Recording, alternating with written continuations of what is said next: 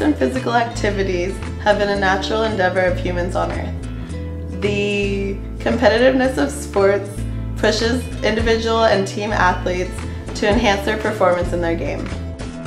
Improvement in sports performance is due partially to the improvements in equipment used by the athletes, specifically in the design and materials used to produce the equipment. Technological advances in material science have greatly affected the development of all sports equipment. What better sport to highlight than America's favorite pastime, baseball? We'll be going through the evolution of the baseball bat from the first crack to the clink. The first type of bats were made out of wood, hardwood, typically ash or maple.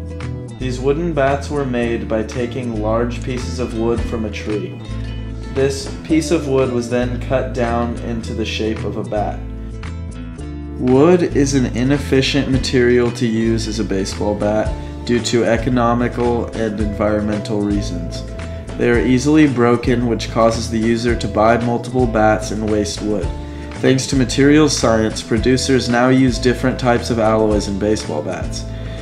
Currently, the best bat out are made of composite, which is a combination of carbon, glass, and Kevlar fibers. These bats are superior to wood in a few ways. First off, they are hollow, which make them lighter and allows the user to generate more bat speed. And its hollow core also causes a phenomenon known as the trampoline effect. In a wood bat, due to its solid core, the material does not give at the point of impact, which ends up losing some of the ball's initial energy when it impacts. But in the hollow composite bat, the alloy contracts and then bounces back, sending the ball out with all of its original energy.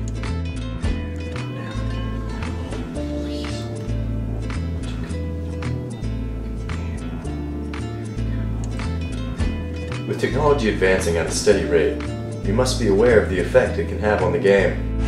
In the last 3 years alone, runs have increased 14% and home runs have jumped 38%. Pitcher safety was also an issue because a 90-mile-an-hour pitch could come off an old bat at 108 miles per hour, reaching the mound in less than 375 milliseconds.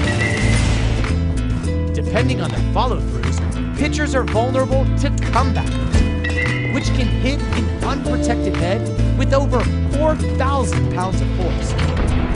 That's comparable to getting hit in the head with a bat moving at 20 miles per hour. The use of advanced materials in sports can be beneficial by allowing greater participation and giving more protection and comfort to athletes. But with too advanced equipment, strength can be intensified to a dangerous point.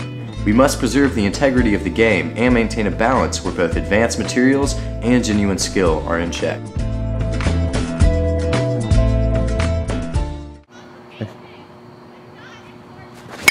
Oh shit. Gotta go get that. Can't sport, shoot. Dude, hey, actually. Ow. Ow! Ow! Wait, this hurts. My leg's stuck on a branch. Trent Duncan, everyone.